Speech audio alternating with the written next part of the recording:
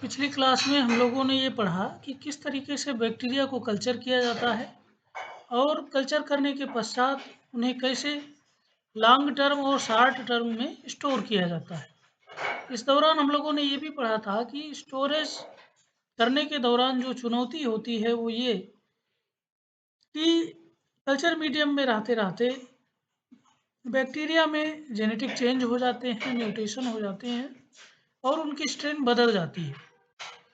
तो ये म्यूटेशन क्या हैं, कैसे होते हैं और क्या इनका महत्व है, कैसे इन्हें हम पहचानेंगे, वो आज हम लोग पढ़ेंगे।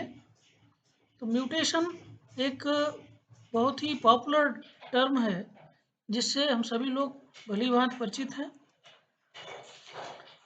और हम सभी जानते हैं कि म्यूटेशन का जो टर्म है वो ह्यूगो डिब्रीज ने दिया था 1880 ईस्वी में। 1880 ईस्वी में ह्यूगो डिब्रीज ने यह कहा था कि म्यूटेशन जीवधारियों के आनुवंशिक पदार्थ में होने वाला अचानक होने वाला परिवर्तन है जो उसके डीएनए में परिवर्तन कर देता है। अगर इंग्लिश में बात करें तो according to Hugo de Vries mutation is a sudden change in the genetic material of an organism so it is inheritable. तो ये जीवधारी के आनुवंशिक पदार्थ में होने वाला अचानक होने वाला परिवर्तन है और चूंकि ये आनुवंशिक पदार्थ में होता है, आनुवंशिक पदार्थ जो एक पीढ़ी से दूसरी पीढ़ी में जाता है, तो इस तरीके से यदि ये आनुवंशिक पदार्थ में होगा तो ये जो है अगली पीढ़ी में जाएगा। इस तरीके से जो म्यूटेशन होते हैं वो इनहेरिटेबल होते हैं, यानी वो एक पीढ़ी से दूसरी पीढ़ी में ट्रांसफ़र होते हैं। अगर पहली पीढ़ी में म्यूटेशन हो गया है तो नेक्स्ट पीढ़ी में भी म्यूटेशन देखने को मिलेगा। अब किसी ऑर्गेनिज्म में म्यूटेशन होते कैसे हैं, तो ये दो तरीके से हो सकते हैं। एक तो अपने आप, जिनको हम कहते हैं स्पॉन्टेनियस म्यूटेशन, और दूसरा ये है कि किसी भी ऐसे एजेंट के द्वारा इंड्यूस किए जाएं, उत्पन्न किए जाएं। ये एजेंट फिजिकल एजेंट हो सकते हैं या केमिकल एजेंट हो सकते हैं। तो पहला है स्पॉन्टेनियस म्यूटेशन जो अपने आप होता है, और दूसरा ये है इंड्यूस्ड म्यूटेशन जिसे हम जानबूझ के प्राणियों में प्रेरित करते हैं कि ये म्यूटेशन हो, और यह म्यूटेशन कराने के लिए उनको हम फिजिकल एजेंट के संपर्क में लाते हैं या केमिकल एजेंट के संपर्क में लाते हैं जो अपनी एनर्जी के द्वारा उनके डीएनए में चेंज करता है अलग अलग तरीके से, और इस तरीके से उसमें म्यूटेशन हो जाते हैं। तो mutagenesis means generation of mutation, formation of mutation, and the formation of mutation takes place through two ways. First that is spontaneous ways या natural ways, second is artificial ways और फिजिकल और chemical agent के through जो होता है। तो ये दो तरीके हैं। पहला है spontaneous mutation, the mutation that arises suddenly without any effort is called spontaneous mutation. तो जो अचानक अपने आप प्राकृतिक ढंग से हो जाए, जिसको उत्पन्न करने के लिए स्वयं मनुष्य के द्वारा कोई प्रयास नहीं किया गया है, ऐसे म्यूटेशन को हम कहते हैं स्पॉन्टेनियस म्यूटेशन या नेचुरल म्यूटेशन। अब चूंकि ये अपने आप हो रहे हैं तो कहाँ होंगे, कैसे होंगे, इसके बारे में हमें कोई जानकारी नहीं होती। So these are unpredictable. इन्हें हम पहले से नहीं बता सकते, इनका प्रिडिक्शन नहीं कर सकते।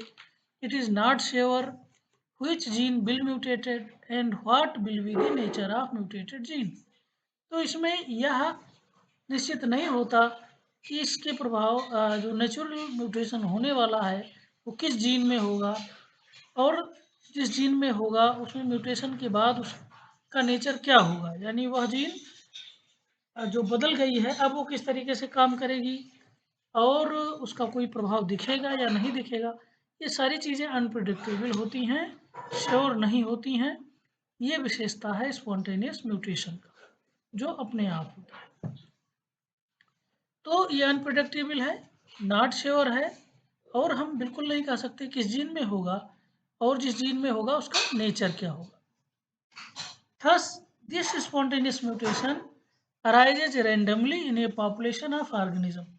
तो एक जो जीवों का समूह है, पॉपुलेशन है, उसमें अगर स्पॉन्टेनियस म्यूटेशन हो रहे हैं तो ये रैंडम ढंग से होंगे, यानी किसी में किसी तरीके का होगा, दूसरे में दूसरे तरीके का होगा, तीसरे में किसी और तरीके का होगा, क्योंकि यहाँ पर कोई डायरेक्शन नहीं है कौन सी जीन म्यूटेशन के प्रभाव में आई है, किसमें म्यूटेशन होना है। हर जीव यूनिक होगा और सारे जीवों में म्यूटेशन अलग अलग प्रकार के हो सकते हैं।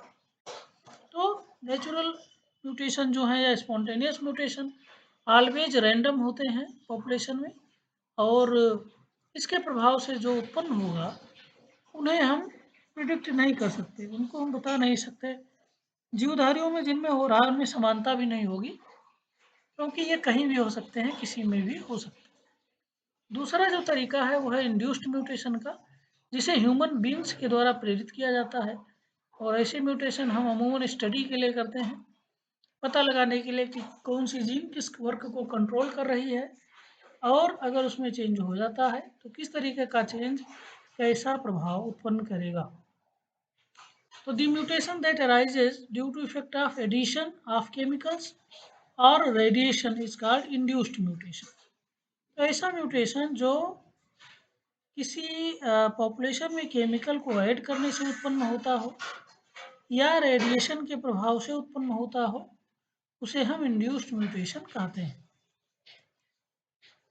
Any agent that directly causes damage to the DNA, और इस तरीके का कारक जो डीएनए में सीधे डैमेज उत्पन्न करता है या अल्टर्स द बेस सीक्वेंस, जो डीएनए के बेसेस हैं उनकी श्रृंखला में परिवर्तन कर देता है, और इंटरफियर विथ रिपेयर सिस्टम, या जो रिपेयर मैकेनिज्म है, यानी कि जब रिप्लिकेशन के दौरान कोई एरर उत्पन्न हो जाती है तो सेल में ये व्यवस्था होती है कि उसको उस एरर को वहाँ से हटा के सही फॉर्म में उसको लाया जाए, उसको रिपेयर कर दिया जाए।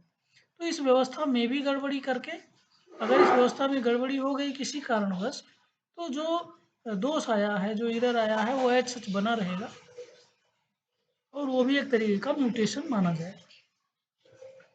तो इस तरीके से जो केमिकल या फिजिकल एजेंट हैं वो इतने तरीक़ों से म्यूटेशन कर सकते हैं, डीएनए में डैमेज करके, उसकी जो वे श्रृंखला है उसमें परिवर्तन करके, रिपेयर सिस्टम में बदलाव लाकर, उसमें इंटरफियर करके जो है ये म्यूटेशन ऑर्गेनिज्म में उत्पन्न करते हैं। The agent causing damage to DNA are called mutagen.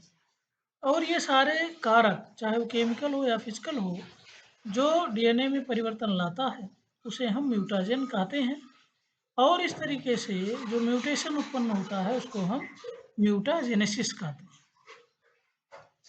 तो म्यूटाजेन केमिकल भी हो सकते हैं, फिजिकल भी हो सकते हैं। एग्जाम्पल अगर देखा जाए तो the example of physical mutagens are x ray. Physical mutagen जो हैं उनके उदाहरण हैं x ray, gamma ray, alpha rays, beta rays, cosmic rays, ultraviolet light. ये सारे जो है फिजिकल एजेंट हैं जिनमें इतनी एनर्जी होती है कि वो डीएनए को डैमेज कर सकते हैं या अलग अलग तरीके से उनमें परिवर्तन ला देते हैं। दूसरी तरफ तो एग्जाम्पल ऑफ केमिकल म्यूटाजेंस, जो केमिकल एजेंट हैं म्यूटेशन उत्पन्न करते हैं, उनमें एक्रिडीन है, मस्टर्ड गैस है। These are also able to induce mutation in the organism. तो mutagens are two types, chemical mutagens and physical mutagens. दोनों के एग्जाम्पल हम लोगों ने देखे। नेक्स्ट देखिए, mutation can be observed only when they are occurs as detectable and altered fluid। अब यहाँ से चीज़ें थोड़ा ध्यान देने योग्य हैं। म्यूटेशन को कैसे पता लगाएंगे, किसी सेल में म्यूटेशन हो गया तो म्यूटेशन का पता हम तभी लगा सकते हैं जब म्यूटेशन का नेचर ऐसा हो कि वो जो फिनोटाइप है जीव की उसमें परिवर्तन कर। Phenotype means external appearance of the organism, तो बाह्य स्वरूप जो उसका दिखता है उसमें अगर बदलाव हो जाएगा तो हम आसानी से पता लगा लेंगे कि ये पहले से बदला हुआ स्वरूप है, और ये जो बदल गया है चीज़ें ये और अगर कोई कारक नहीं है तो निश्चित रूप से ये म्यूटेशन की वजह से हुआ है। तो म्यूटेशन को हम तभी डिटेक्ट कर सकते हैं जब वो फिनोटाइप में परिवर्तन करे और वो परिवर्तन ऐसा हो जो डिटेक्टेबल हो। When mutation occur from a most prevalent wild type to a mutant form, it is called forward mutation. अब देखिए जो ऑर्गेनिज्म की मॉर्फोलॉजी है, जो मूल रूप में पहले से नेचुरली पाई जा रही है, उसको हम कहते हैं वाइल्ड टाइप। यानी जो उसकी जो मूल फिनोटाइप है, बेसिक फिनोटाइप है, उसको हम कहेंगे वाइल्ड टाइप। और जब उसमें म्यूटेशन हो जाएगा तो वो बेसिक स्वरूप बदल जाएगा और इस तरीके से जो नया स्वरूप बनेगा, नई मॉर्फोलॉजी बनेगी, उसको हम कहेंगे म्यूटेंट फॉर्म। और इस तरीके का म्यूटेशन कहलाता है फॉरवर्ड म्यूटेशन, आगे की तरफ हुआ, यानी एक पहले था अब उसमें नया परिवर्तन हो गया। लेकिन एक दूसरा स्वरूप भी होता है जिसे हम बैकवर्ड म्यूटेशन कहते हैं। यानी सपोज कीजिए कि कोई ऑर्गेनिज्म ये था, ये में म्यूटेशन हुआ और वो बदल गया बी में, उसकी चेंज में परिवर्तन हो गया, जीन में चेंज हुए तो वो बदल गया बी में। अब ऐसा हो सकता है कि बी में फर्दर चेंज हो, म्यूटेशन हो उसी जीन में, और वो म्यूटेशन कैसा हो, पहले जो जिस तरीके का चेंज हुआ था, सपोज कीजिए पहले चेंज हुआ था कोई प्यूरिन बेस पायरिमिडीन बेस में बदल गया था या एडिनिन ग्वानिन में बदल गया था। तो अब ऐसा हो सकता है कि जो ग्वानिन है वो फिर अगेन चेंज हो और एडिनिन में बदल जाए। अगर एडिनिन में बदलता है तो फिर मूल फॉर्म में आ जाएगा। और अगर इस तरीके का म्यूटेशन हुआ जिसमें एक म्यूटेंट फॉर्म बदल के पुनः अपने मूल रूप में आ जाता है, उसको हम कहते हैं बैकवर्ड म्यूटेशन। यानी फिर पीछे की तरफ चला गया, फॉरवर्ड आगे की तरफ पुनः नहीं बढ़ा, बल्कि जहाँ से आया था उसी मूल फॉर्म में चला गया। और इस तरीकों को हम कहेंगे रिवर्स म्यूटेशन या बैकवर्ड म्यूटेशन या रिवर्जन सिंपली।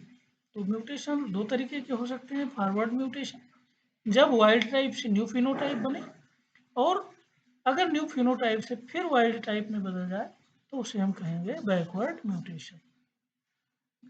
तो इसमें हम लोगों ने सीखा कि म्यूटेशन को हम डिटेक्ट तब कर सकते हैं जब उसके फिनोटाइप में परिवर्तन हो, डिटेक्टेबल परिवर्तन हो, और ये परिवर्तन बैकवर्ड टाइप के हो सकते हैं, फॉरवर्ड टाइप के हो सकते हैं। लेकिन अब जो अपना टॉपिक है कि बैक्टीरिया में हम कैसे डिटेक्ट करेंगे किसी म्यूटेंट को कि इसमें म्यूटेशन हो गया है, तो as we know bacteria are very simple organism, they are haploid single celled animal, single celled organism. तो एक सेल के हैं जिन्हें हम नेक्ड आई से नहीं देख सकते। अब उनके फिनोटाइप में किस तरीके का परिवर्तन हुआ, फिनोटाइप भी इतना कोई डिस्टिंग्विशेबल नहीं होती जिसमें हम आसानी से पता लगा लें कि ये वाइल्ड फॉर्म था और ये न्यू फॉर्म बदल गया। तो इसमें हम कुछ दूसरी टेक्निक का उपयोग करते हैं या जिसके द्वारा हम पता लगाते हैं कि कौन सा वाइल्ड फॉर्म था और किस में परिवर्तन हुआ है। Mutation occurring in microorganism can be detected and such microorganism can be isolated from the population of parent organism.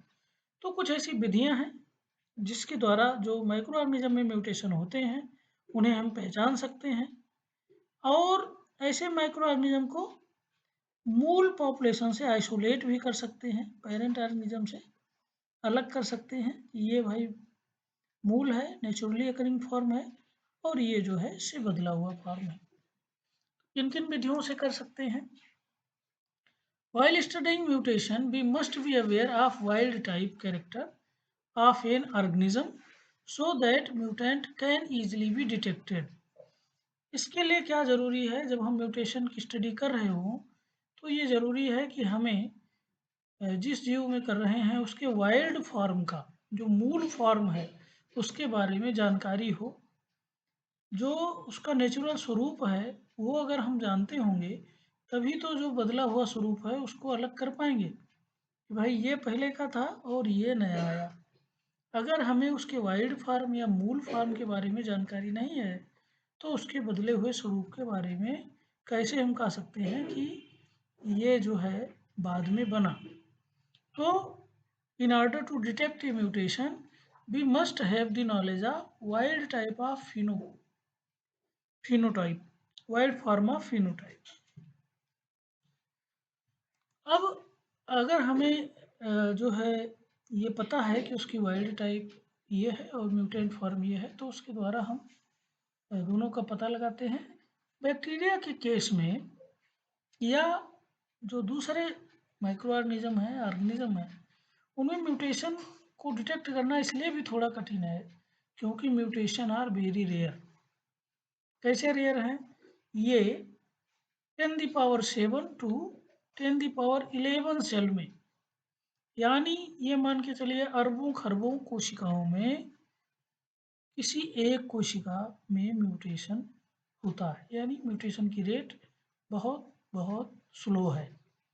तो अब परेशानी ये है कि अगर हम फिनोटाइप को डिटेक्ट करें और ख़ासकर बैक्टीरिया जैसे माइक्रो ऑर्गेनिज्म में जो बहुत छोटे हैं, जिन्हें एक एक करके हमें माइक्रोस्कोप से देखनी पड़ेगी, तो ये बहुत ही डिफ़िकल्ट टास्क होगा कि हम मिलियंस ऑफ बैक्टीरिया को एक एक करके देखें और ये पता करें कि इसमें किसमें बदलाव आया है। तो पूरे लाखों में किसी एक को खोजना ये बड़ा मुश्किल काम होगा। इसलिए हमारी विधि कुछ ऐसी होनी चाहिए जो प्रैक्टिकल हो और जिसके द्वारा हम सीमित समय में कम मेहनत के द्वारा म्यूटेंट फॉर्म का पता लगा लें बैक्टीरिया में। तो अब इसके लिए कौन कौन सी विधियां हैं? So it is very important to have very sensitive detection system so that so the rare mutant form can be easily detected। तो इसलिए जो भी विधि इवाल्व हो, अपनाई जाए, उसके लिए ज़रूरी ये है कि वो विधि बहुत ही सेंसिटिव हो। सेंसिटिव का मतलब है कि अगर किसी सेल में थोड़े भी परिवर्तन हुए तो वो आसानी से उसको भी पकड़ ले। ऐसा ना हो कि बहुत बड़े परिवर्तन को ही वो जान पाए और नॉर्मल चीज़ें उसकी पकड़ से बाहर चली जाएँ। इसका मतलब कम सेंसिटिव हो तो काम नहीं चलेगा। हमारा मेथड जो हो, टेक्निक जो हो, वो किसी भी ऐसे चेंज के प्रति बहुत सेंसिटिव होना चाहिए, तभी वो इतनी सारी सेल में जो कहीं परिवर्तन हुआ है उसको आसानी से डिटेक्ट कर लेगी। अब बैक्टीरिया में एक लाभ भी है। In bacteria and other haploid micro organism system are easy because any new allele should be observed immediately. तो बैक्टीरिया या उसके जैसे जो ऐसे जीव हैं जो हैप्लॉइड हैं, हैप्लॉइड का मतलब उसमें सिंगल जीन है। अगर डिप्लॉयड होते तो एक ही जीन की दो कॉपी होती। तो हैप्लॉइड में क्या है कि अगर एक ही जीन है और उसी में चेंज आ गया तो तुरंत उसका प्रभाव जो है दिखेगा। लेकिन अगर ये डिप्लॉयड होता तो ये समझ लीजिए कि पहले जो मूल फॉर्म है जीन का वो हमेशा डोमिनेंट होती है और अगर किसी एक कॉपी में चेंज आया तो उसके प्रभाव को वो एक्सप्रेस नहीं होने देगा। जो नया म्यूटेंट फॉर्म बनेगा वो रेसेसिव होगा। मूल फॉर्म डोमिनेट होता है, तो डोमिनेट ही अपने इफेक्ट को एक्सप्रेस करेगा, रेसेसिव फॉर्म नहीं कर पाएगा और इस तरीके से हम उसे डिटेक्ट नहीं कर पाएंगे। डिटेक्ट कब कर पाएंगे? डिप्लॉयड जीव में, जब उसकी दोनों कॉपी ऑफ जीन में परिवर्तन हो जाए। तो डिप्लॉयड में थोड़ा सा मुश्किल होता है, लेकिन हैप्लॉयड में इसलिए आसान है क्योंकि सिंगल कॉपी ऑफ जीन है और उसमें अगर परिवर्तन हुआ तो उसे उस परिवर्तन को रोकने वाला दूसरा जीन नहीं है और उसका प्रभाव हमें दिखने लगता है। तो ये थोड़ा सा बोनस पॉइंट है। अब अगर कोई ऐसा जीव है जो एल्बिनो है, एल्बिनो का मतलब कलरलेस है, उसमें कोई कलर नहीं है और उसमें ऐसा म्यूटेशन हो जाए जिसकी वजह से बाद में उसकी बॉडी कलरफुल हो, तो आसानी से ऐसे जीव को पहचान लोगे कि यहाँ जो है कलर नहीं था और इसमें कलर आ गया। इसका उल्टा भी सही है। अगर कोई ऑर्गेनिज्म कलरफुल है और उसमें ऐसा चेंज हो जाए कि वो एल्बिनो में बदल जाए तो भी आसानी से हम पहचान लेते हैं। मनुष्य में ऐसे लोग होते हैं जो बिल्कुल अंग्रेज टाइप के दिखते हैं जिनके बाल भी सफ़ेद, आंखों की पुतलियाँ भी सफ़ेद, इंटायर बॉडी वाइट कलर का हो जाता है। It is due to a type of mutation. तो उन्हें हम बाकी लोगों से आसानी से पहचान लेते हैं। तो इस तरीके से किसी भी जीव में अगर वो एल्बिनो टाइप है तो हम उसे आसानी से डिटेक्ट कर लेते हैं। In albino mutation, the detection is very simple. It require only change in color of bacterial colony. तो अगर बैक्टीरिया में कोई एल्बिनो टाइप का बैक्टीरिया है और उसमें म्यूटेशन हो गया है जिसकी वजह से वो कलरफुल हो गया है, तो ऐसे कलरफुल कॉलोनी को हम बाकियों से आसानी से पहचान लेते हैं। लेकिन अगर ऐसा नहीं है तो जो दूसरी सिस्टम दूसरे से फीचर्स को जो जिसे हम as a detect part of detection लेंगे, जिसको इस क्राइटेरिया को यूज करेंगे, तो वो थोड़ा सा कॉम्प्लेक्स हो जाता है। The other detection system are rather complex. Some of the methods of detection of mutation in bacteria are following. तो बैक्टीरिया में म्यूटेशन के डिटेक्शन की कुछ जो विधियां हैं वो निम्न है। इसमें जो सबसे फेमस विधि है और अमूमन एग्जामिनेशन के पॉइंट ऑफ व्यू से इम्पोर्टेंट भी है, वो ये है रिप्लिका प्लेटिंग टेक्निक। ये जो है लेडरबर्ग ने दिया था। तो Lederberg and Lederberg gave the this technique in 1952। Lederberg और लेडरबर्ग दो ऐसे साइंटिस्ट थे जिनका सरनेम लेडरबर्ग है। तो ये और उनकी टीम ने 1952 में इस टेक्निक को खोजा था, इसे दिया था। This technique is used to detect auxotrophic mutant which differentiates between mutants and wild type strain on the basis of ability to grow in the absence of an amino acid। तो ये technique जो है ऑक्सोट्रोपिक mutant का उपयोग करती है और जो वाइल्ड फार्म है और उसमें बदल के जो नया फार्म बना, उन दोनों में अंतर बताती है, जिसके द्वारा हम जो म्यूटेंट फार्म है उसको पहचान लेते हैं, डिटेक्ट कर लेते हैं और उसको अलग कर लेते हैं। अब methods of replica plating is following. तो इसकी ये जो विधि है वो निम्न है, किस तरीके से काम करती है।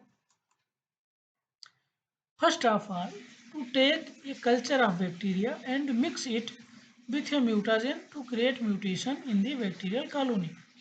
तो हम इसमें सबसे पहले एक बैक्टीरियल कल्चर लेते हैं जो कि प्योर कल्चर है, कोई एक स्ट्रेन जिसमें ग्रो किया गया है, और उसमें हम एक केमिकल डाल देते हैं जिसके प्रभाव से कुछ एक सदस्यों में म्यूटेशन होगा। हमेशा ध्यान रखिए कि जब भी हम म्यूटाजेन डालेंगे तो उसका ये मतलब नहीं कि सारे के सारे जीवों में म्यूटेशन हो जाएगा। उसके प्रभाव से कुछ एक में म्यूटेशन होगा, क्योंकि म्यूटेशन जो है वो रेयर फिनोमेना है। ऐसा नहीं बड़े आसानी से म्यूटेशन हो जाते हैं, लेकिन केमिकल के प्रभाव से कुछ एक में हो जाएगा। तो अब दूसरा स्टेप क्या करना है। पहले हमने बैक्टीरियल कल्चर लिया, उसमें म्यूटाजेन डाला। Now take a complete culture medium containing all the nutrient required for the culture of bacteria. अब एक दूसरा कल्चर मीडियम लेते हैं जिसमें बैक्टीरिया की ग्रोथ के लिए जरूरी सारे पोषक तत्व हैं, सभी न्यूट्रिएंट्स हैं। और फिर and inoculate this culture medium, ये जो है से इनोकुलेट कराते हैं। इट मीन्स स्टार्टर इसमें डालते हैं, यानी बैक्टीरिया को थोड़ा सैंपल उस कल्चर मीडियम में डालते हैं ताकि वो जाके अपनी ग्रोथ शुरू कर सकें, उसमें डिवीजन शुरू हो जाए और अपनी संख्या बढ़ाना शुरू करें। तो फर्स्ट ऑफ ऑल हमने बैक्टीरियल कल्चर लिया, उसमें म्यूटाजेन मिलाया, and due to the effect of mutagen some bacterial cells undergo mutation.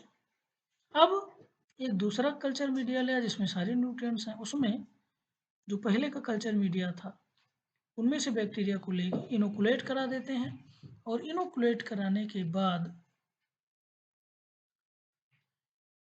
उन्हें प्रॉपरली जो है इंक्यूबेशन के लिए रखते हैं। Here it is the figure of this technique, replica plating technique. Here we can see it is the test tube in which Escherichia coli is growing, and we first of all introduce a mutant, a mutagen in this culture medium, and due to effect of this mutagen some bacterial cell undergo mutation.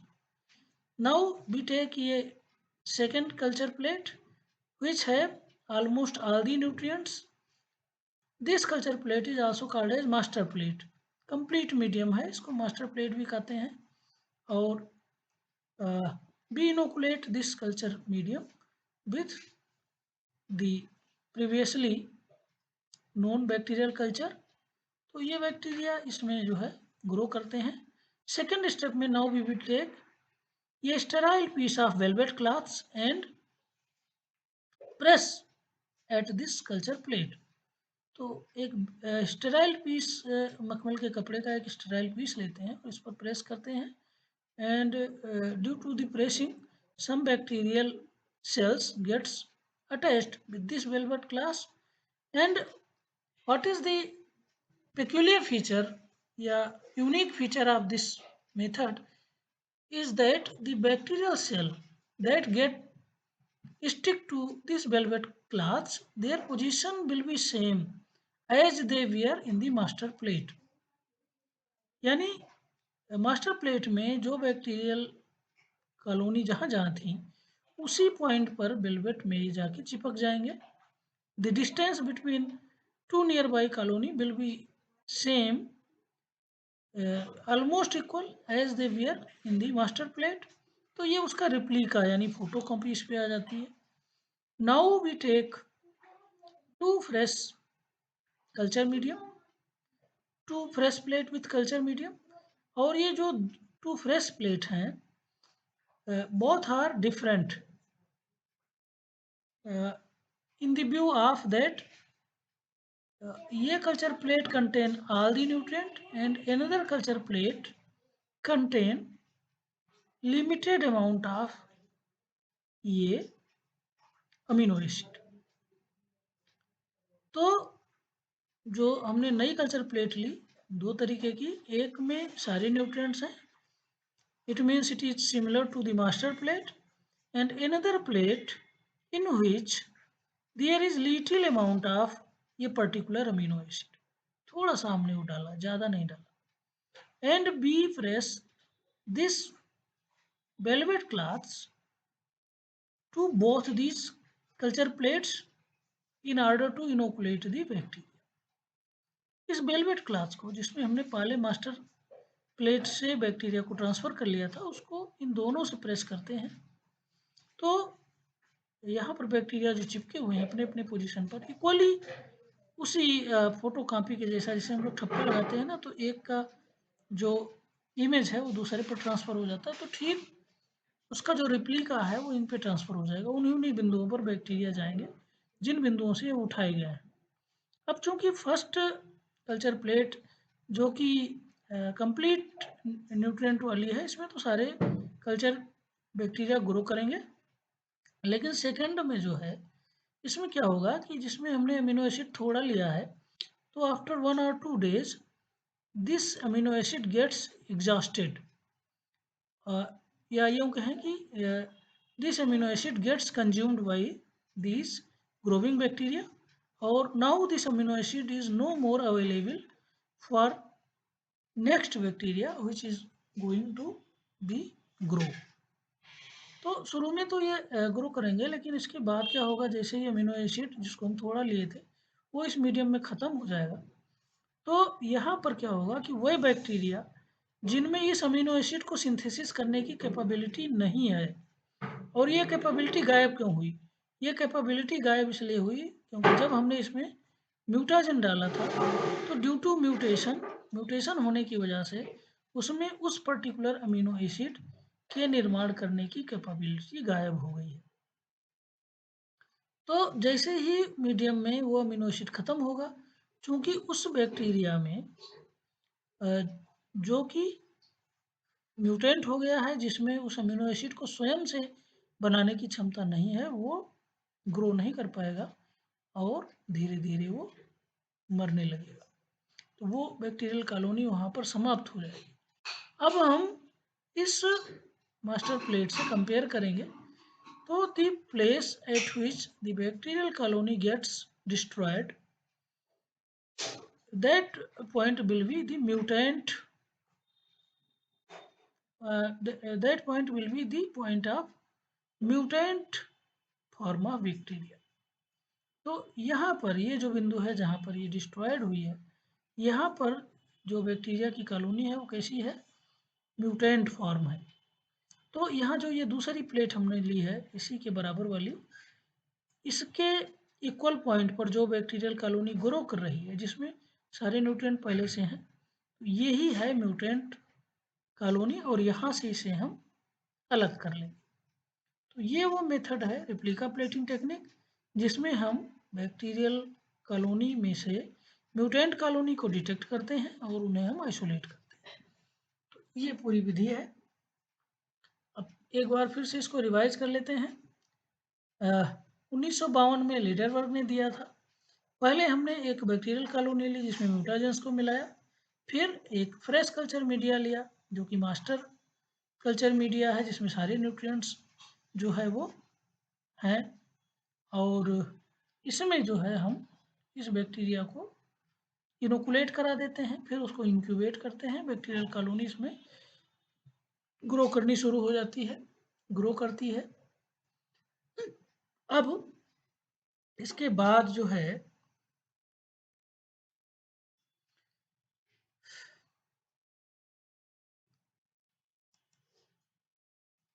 Prepare a sterile piece of velvet, एक जीवाणु रहित velvet का टुकड़ा लेते हैं, press gently on upper surface of master plate to pick up bacterial cell from each colony. Master plate के ऊपर उसको थोड़ा सा दबाते हैं जिससे हर कॉलोनी से वो बैक्टीरिया को उठा लेती है, पिक कर लेती है। और now take a fresh culture media divide of leucine amino acid and press the velvet cloth in order to transfer the bacteria in this fresh culture media.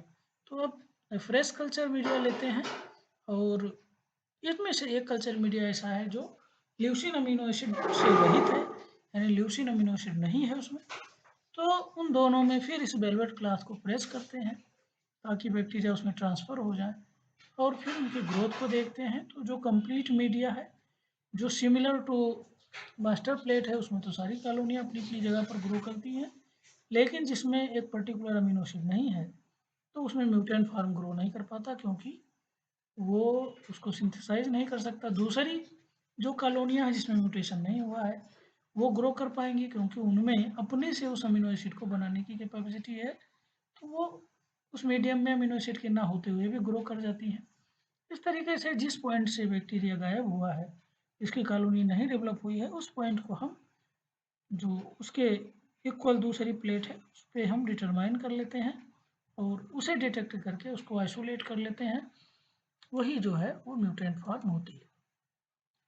तो इन दिस सेकंड प्लेट वो undergo mutation, जो कि under mutation जिसमें हो गया है and losses the capacity to synthesize leucine amino acid itself.